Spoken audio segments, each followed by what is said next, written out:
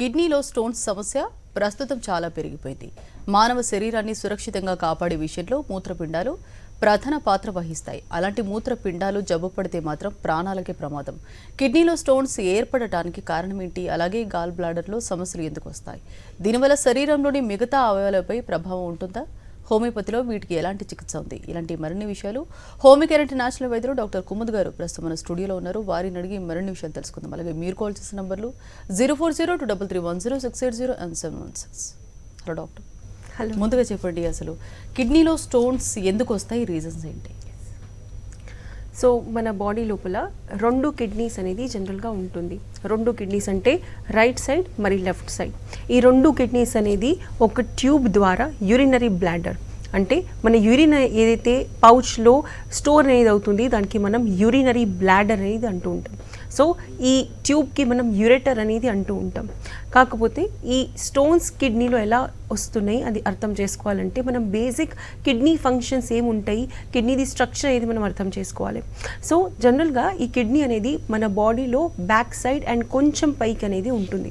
ఇది కంప్లీట్గా మన బ్లడ్ అండ్ వాటర్ మన బాడీ లోపల ఉన్న కంప్లీట్ బ్లడ్కి ప్యూరిఫై అనేది చేస్తున్నది. ఈ ప్యూరిఫికేషన్ ప్రాసెస్ కోసానికి 2 కిడ్నీస్ లోపల multiple number of micro tubules అంటే మన కంటికి కనపడనివి చిన్న చిన్న చాలా మైక్రో ట్యూబ్స్ అనేది ఉంటున్నాయి. సో ఇవన్నీ ట్యూబ్స్ అనేది కలిసి మన బ్లడ్ అండ్ మన వాటర్కి కంప్లీట్గా ప్యూరిఫై అనేది చేస్తున్నది. సో మనం ఏదైతే వాటర్ తాగుతున్నామో అది కంప్లీట్గా మన బాడీ లోపల అబ్జార్బ్ అవ్వకుండా కొంచెం పర్సంటేజ్ అనేది అది వేస్ట్ ప్రోడక్ట్ లాగా యూరిన్ ద్వారా అనేది మన కిడ్నీస్ ప్యూరిఫై చేసి అది బయట బాడీ నుంచి ఎగ్జిట్ అనేది చేస్తున్నది. సో మన బాడీ లోపల కంప్లీట్ ప్యూరిఫికేషన్ ప్రాసెస్ చేసేది మన కిడ్నీస్. కిడ్నీలో ఎలాంటి ప్రాబ్లం అయినా సరే డెఫినెట్గా మన కంప్లీట్ బాడీకి ప్రాబ్లం అనేది అవుతున్నది. కాకపోతే ఈ కిడ్నీలో స్టోన్స్ రావడానికి రీజన్స్ ఏంటి, ఎలా జరుగుతుంది అంటే దానికి మెకానిజం అర్థం చేసుకోవాలంటే మన బాడీ లోపల మనం ఏదైతే ఫుడ్ తీసుకుంటున్నామో దాంట్లో విటమిన్స్, కాల్షియం, ప్రోటీన్స్, మినరల్స్ అన్నీ కూడా ఉంటున్నాయి. దీంట్లో ఎక్కువగా మనకు కాల్షియం అనేది మనం ఎప్పుడైతే తీసుకుంటూ ఉంటాం అన్ని బాడీలో మన ఆహారంలో అన్ని ఫుడ్స్లో కాల్షియం అనేది తప్పకుండా ఉంటుంది. సో కాల్షియం అనేది జనరల్గా ఈరోజు మనం చూస్తుంటాము ఎక్కువగా టాబ్లెట్స్ ఫామ్లో అంటే సప్లిమెంట్ ఫామ్లో చాలామంది యూస్ చేస్తూ ఉంటారు. సో అలాంటి వాళ్ళకు ఎప్పుడైతే కాల్షియం అనేది ఎక్కువగా ఎక్సెసివ్గా తీసుకుంటూ ఉంటారు, లేకపోతే కాల్షియం సప్లిమెంట్స్ కూడా తీసుకుంటున్నారు అండ్ వాటర్ మరీ తక్కువగా తీసుకుంటూ ఉన్నారు, అలాంటి టైంలో మన కిడ్నీస్ లోపల కొన్ని చోట్ల ఇది స్టోన్ ఫార్మేషన్ అనేది క్రియేట్ చేస్తుంది. కాకపోతే ఈ స్టోన్స్లో బేసిక్గా మనం చూసేది ఎక్కువ టైప్స్లో ఇది యూరిక్ యాసిడ్ అండ్ సెకండ్ వచ్చేసి కాల్షియం. అన్నిటికంటే ఎక్కువ చూసేది మనం కాల్షియం స్టోన్స్ అనేది చూస్తుంటాము. సెకండ్ ఇంపార్టెంట్ ఉంటుంది యూరిక్ యాసిడ్ స్టోన్స్. సో జనరల్గా ఇది క్రిస్టల్ ఫామ్లో అనేది జరుగుతూ ఉంటుంది. సో ఈ క్రిస్టల్ ఫామ్లో ఎట్లా అంటే మనం తీసుకున్న కాల్షియం అనేది క్రిస్టలైజ్ అవుతుంది, అంటే స్పాట్స్లో అది ఒక స్టోన్ ఫార్మేషన్ చేసి క్రిస్టల్ చేసి అది స్టోర్ అయిపోతుంది కిడ్నీస్లో డిఫరెంట్ ప్లేసెస్లో. కిడ్నీలో జనరల్గా upper, middle and lower parts అనేది ఉంటుంది. ఎక్కువగా మనం చూసేది స్టోన్స్ అనేది లోవర్ పోల్లో అంటే లోవర్ పార్ట్లో అండ్ యూరెటర్లో. యూరెటర్ అంటే మనం ఇంతకుముందు అర్థం చేసుకున్నట్లు ఏదైతే ట్యూబ్ ఉంటుందో యూరిన్కి పాస్ చేయడానికి, ఫ్లూయిడ్కి పాస్ చేయడానికి దానికి మనం యూరెటర్ అనేది అంటూ ఉంటాం. సో ఈ కిడ్నీ స్టోన్స్ అనేది క్రిస్టల్ అవుతుంది కాల్షియం అండ్ యూరిక్ యాసిడ్ ఎక్కువగా ఉన్నప్పుడు. యూరిక్ యాసిడ్ స్టోన్స్ అంటే జనరల్గా మన కిడ్నీస్ అనేది నార్మల్గా ఫంక్షన్లో ఈ ఫిల్ట్రేషన్ ఫంక్షన్లో యూరిక్ యాసిడ్ అని కెమికల్ ఒకటి రిలీజ్ అనేది చేస్తున్నది. ఈ యూరిక్ యాసిడ్ ఏదో ఒక కారణం వల్ల మనం ఫుడ్లో ఎక్కువగా పులుపు తీసుకున్నప్పుడు లేకపోతే మన కిడ్నీలో వాపు ఉన్నప్పుడు జనరల్గా యూరిక్ యాసిడ్ అనేది ఇంక్రీజ్ అనేది అవుతుంది. కొంతమందికి డయాబెటిక్ పేషెంట్స్కి ఎప్పుడైతే డయాబెటీస్ అనేది అబ్నార్మల్గా కంట్రోల్లో ఉండదు అలాంటి టైంలో కూడా ఈ యూరిక్ యాసిడ్ అనేది ప్లస్ మైనస్ అవుతూ ఉంటుంది. సపోజ్ యూరిక్ యాసిడ్ అనేది ఎక్కువగా రిలీజ్ చేస్తున్నది మన కిడ్నీస్ అంటే యూరిక్ యాసిడ్ స్టోన్స్ కూడా జనరల్గా ఫామ్ అనేది అవుతుంది.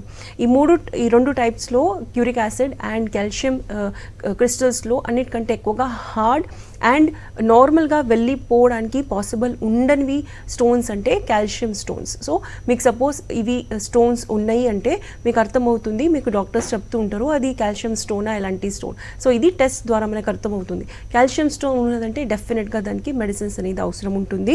అండ్ అది చిన్నగా మనం హోమియోపతి ద్వారా బ్రేక్ చేసి దానికి యూరిన్ ద్వారా యూరిన్ మార్గంలో చిన్న చిన్న పార్టికల్స్లో చిన్న చిన్న స్టోన్స్లో అది బ్రేక్ అవుతుంటూ యూరిన్లోకి వెళ్ళిపోయే ఛాన్సెస్ అనేది ఉంటుంది.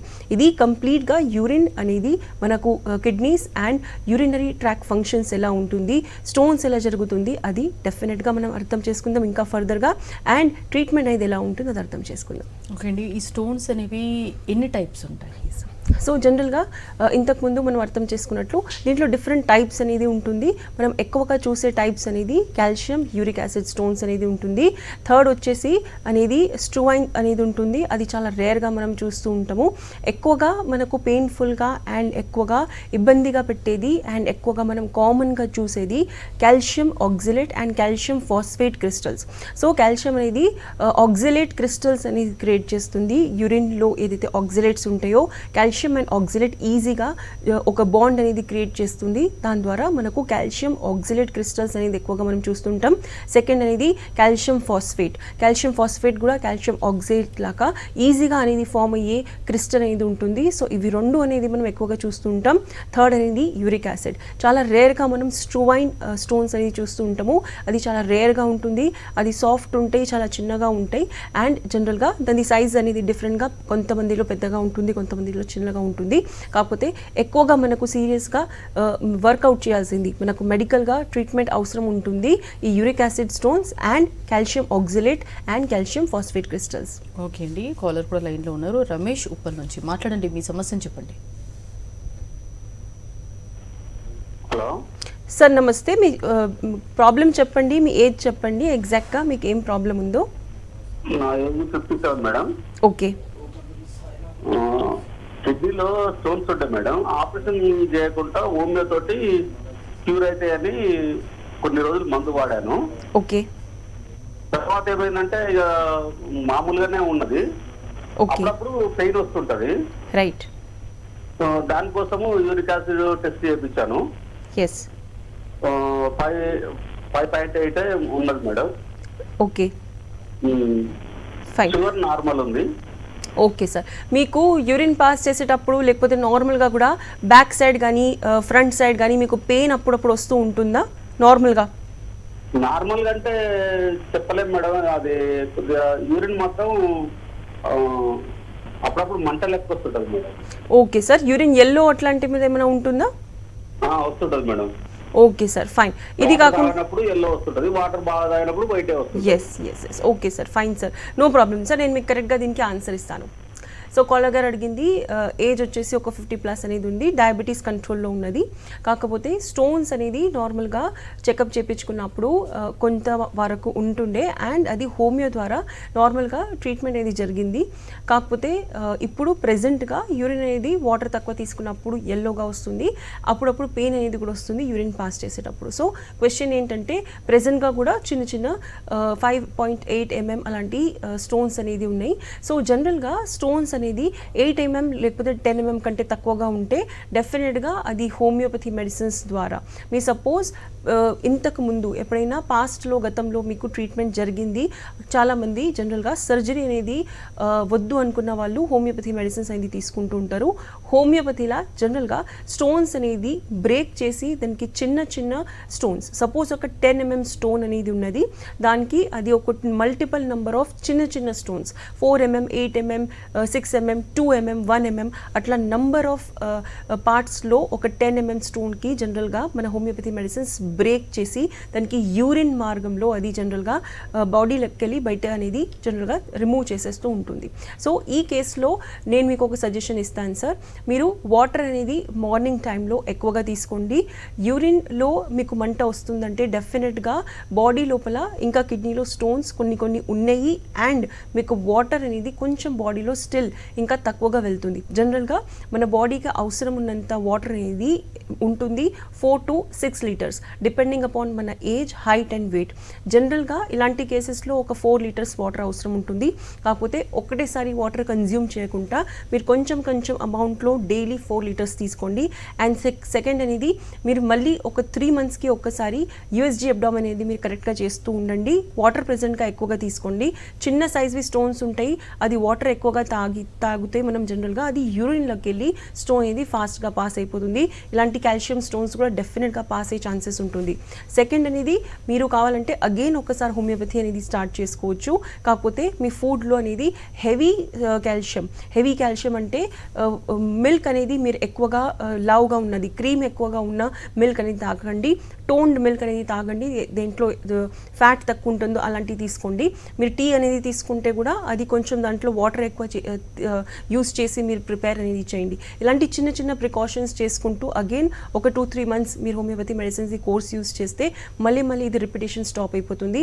అండ్ అగైన్ ఫర్దర్గా రిపీట్ అవుతుందంటే రిపీట్ కావద్దు దానికోసానికి కూడా మన హోమియోపతిలో మెడిసిన్స్ అనేది డెఫినెట్గా ఉంటున్నాయి. ఓకే అండి, నెక్స్ట్ కాలర్ కూడా లైన్లో ఉన్నారు. చలపతి నెల్లూరు నుంచి మాట్లాడండి, మీ సమస్యను చెప్పండి. Good afternoon madam. Sir good afternoon, చెప్పండి. మేడం నాకు gall bladder infection 2020 1.5 year back వచ్చింది. ఓకే.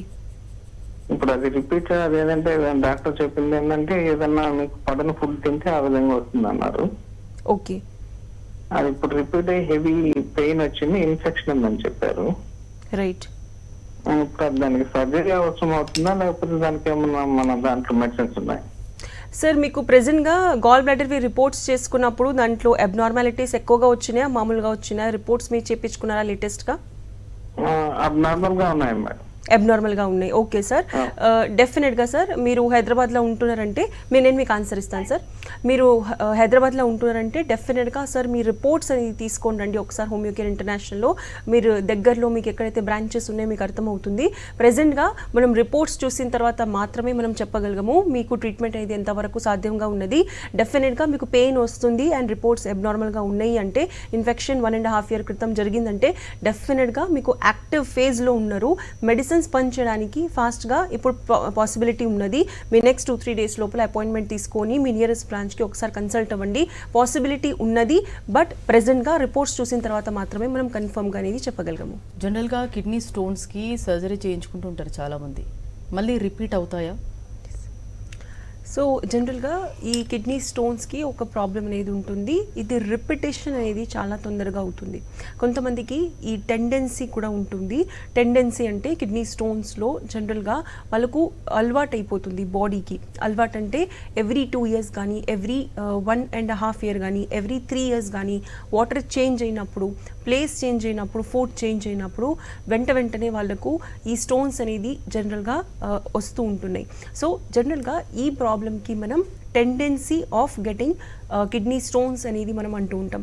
టెండెన్సీ. సో ఈ టెండెన్సీకి కూడా మనం బ్రేక్ చేయడం అనేది చాలా ఇంపార్టెంట్ ఉంటుంది.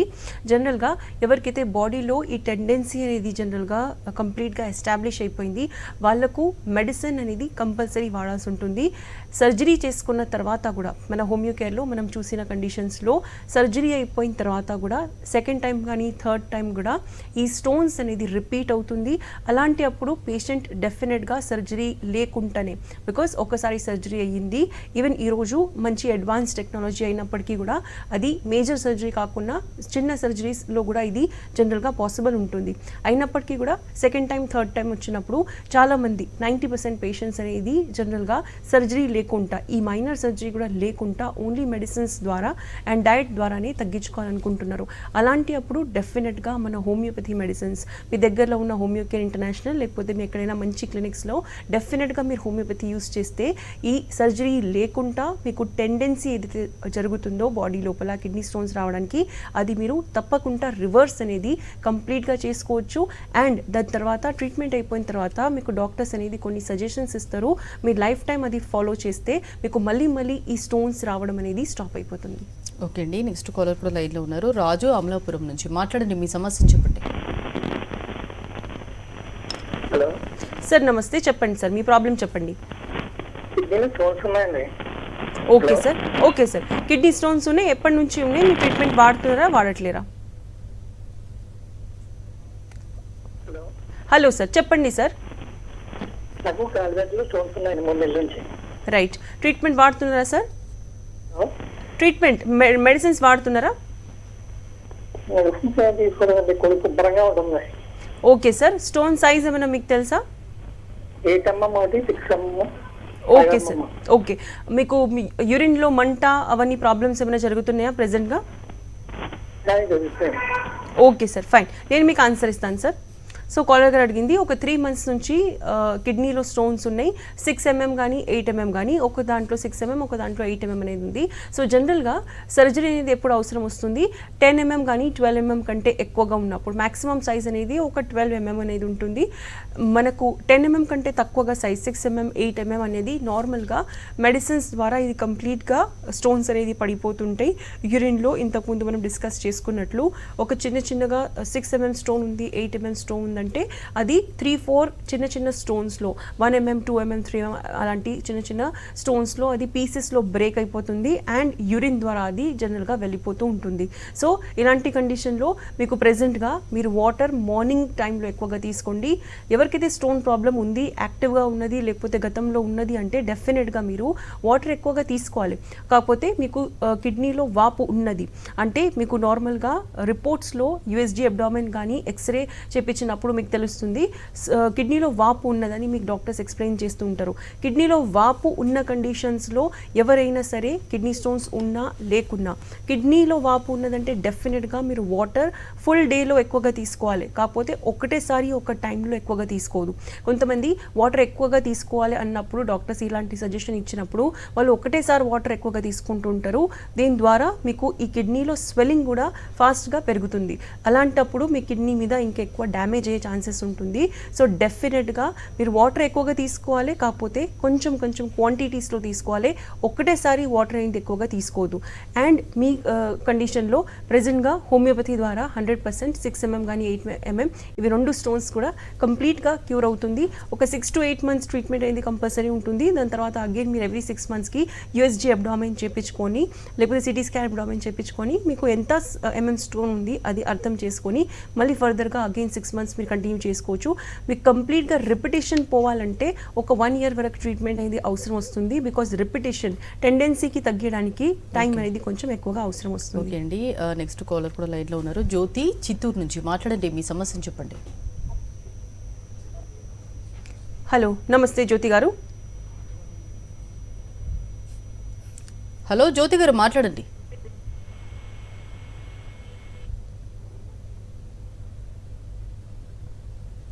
రైట్, కాల్ డ్రాప్ అయిందండి. నెక్స్ట్ కాల్ సాయి కుమార్ తెనాల్ నుంచి మాట్లాడండి.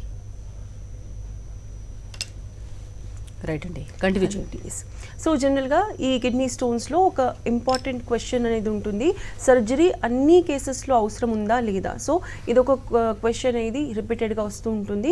సో సర్జరీ అనేది కంపల్సరీ మీకు 12 mm కంటే ఎక్కువగా స్టోన్ ఉంది లేకపోతే 10 mm స్టోన్ ఉంది, మీకు చాలా కంప్లీట్గా సివియర్గా పెయిన్ ఉన్నది, మీరు భరించలేరు, అలాంటి కండిషన్స్లో మాత్రమే జనరల్గా మీ సర్జరీ అనేది అవసరం అనేది వస్తుంది.